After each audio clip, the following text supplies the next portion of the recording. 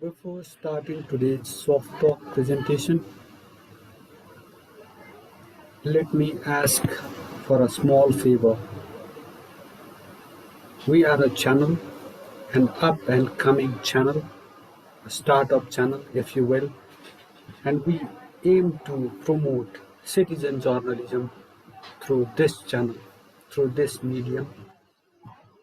As you most probably know, it is this kind of journalism that is far from vested interest groups. It strives to be the true voice of yours. We request you to subscribe to our channel, comment on our presentation, and press that like button down below. Your support means quite a lot to us. It means a world to us.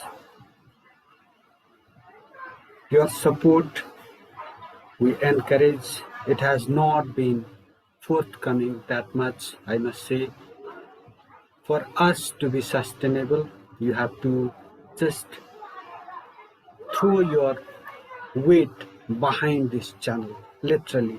So once again, I request you to subscribe to this channel, comment on our presentation, and press that like button. Today, let's talk about the policies and programs of this 10-party government under the Mao's chair, Pushpakamal Dahal. It has just presented its policies and programs in the parliament. Today we'll focus on the foreign policy priorities of this government. So let's begin.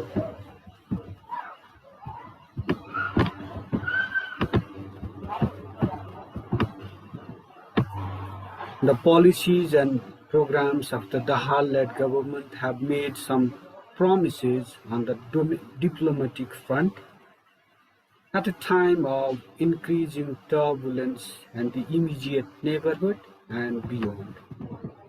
The points in the sections titled Promotion of National Independence and National Interest and International Relations are as follows.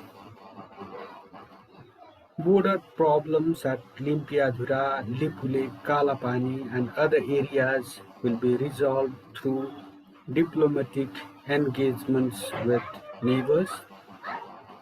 More border security outposts will be established for effective border management and regulation. Water resources policies will be effectively implemented. The resources will be utilized bilaterally and multilaterally in the national interest. Foreign aid will be mobilized in national priority sectors. Treaties and agreements that are against national interest will be reviewed. New treaties and agreements will be signed as per the need. International relations will be conducted on the basis of the United Nations Charter, principles of non-alignment and punchseal, and international laws for mutual interest and benefit. The policy of sovereign equality of nations and non-interference in internal affairs will be pursued. Let me read again.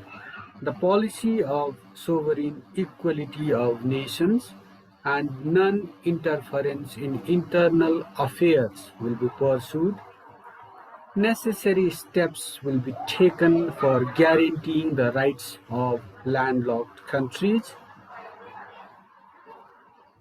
Relations with neighbors and other friendly nations will be further strengthened.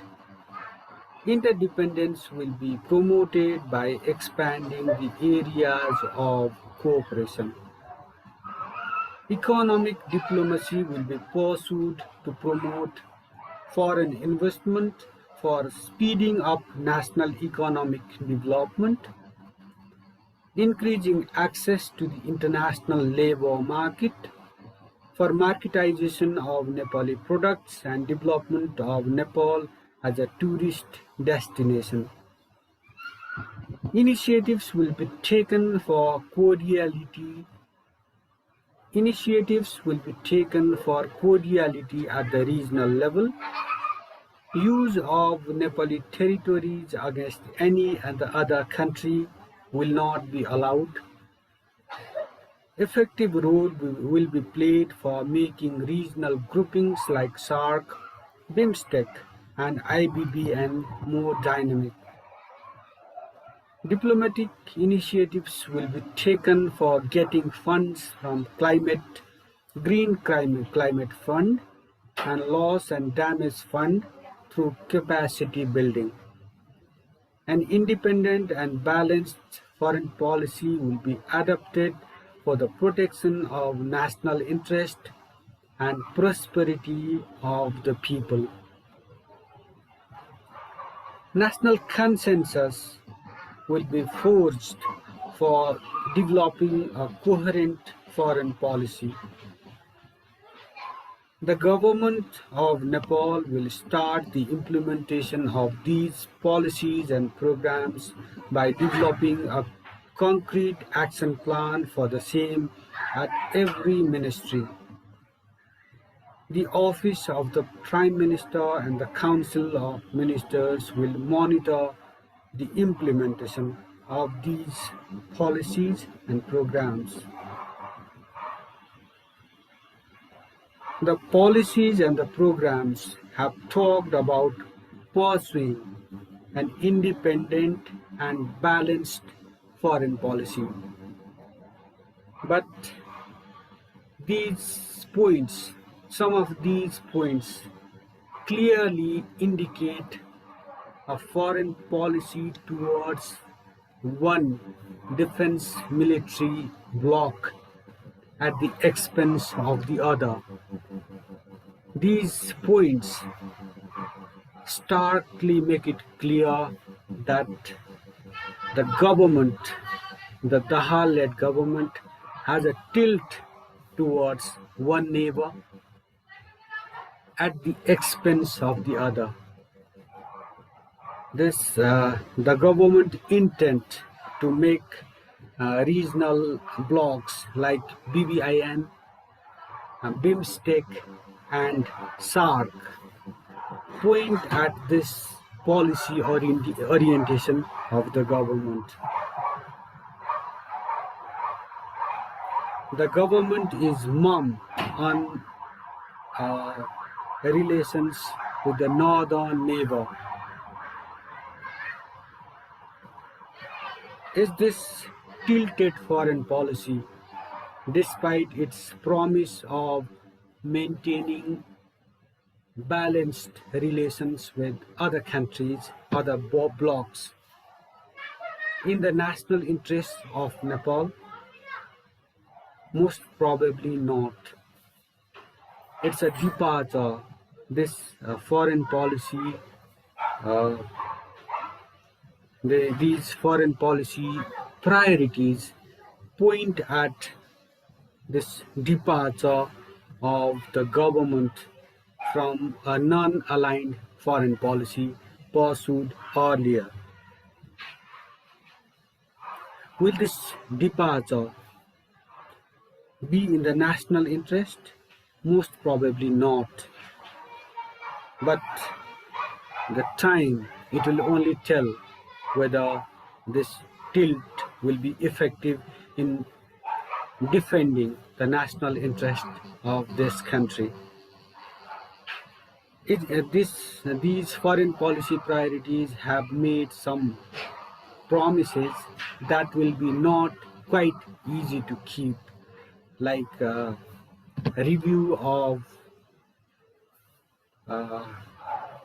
unequal deals and treaties, and it has also pointed at signing of some new deals and treaties as per the need. Whose needs will the new deals and treaties solve? It's quite clear. It has been clear since the 1950s what purpose, what interests have the deals and treaties like the Kosi Treaty, the Gandak Treaty, and the Mahakali Treaty, among many other deals and treaties. What purpose, whose interests have these deals and treaties served? It's quite clear to the Nepali people. Uh, in this context, this government has indicated that it is willing to sign more of such deals and treaties that are most likely to harm the national interest.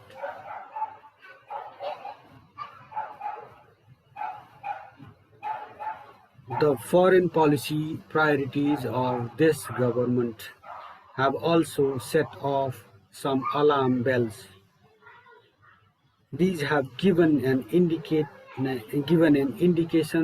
that the national interest of this country, of this ill-prepared, ill-governed, and corruption-plagued country will be harmed further in coming days as the Daha-led government uh, strives to remain in power somehow by maintaining this ragtag coalition of 10 political parties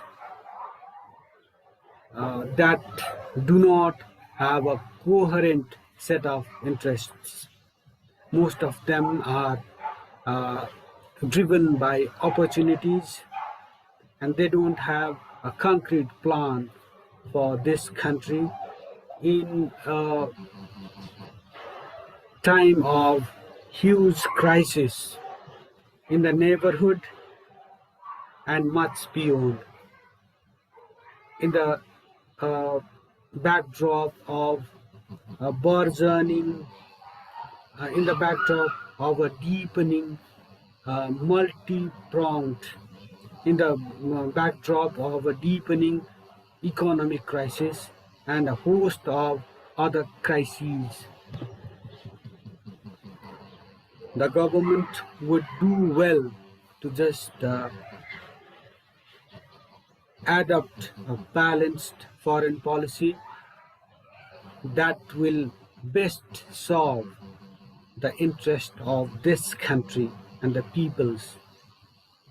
With this remark, I wrap up this edition of Soft Talk. Thank you for watching. Thank you for listening.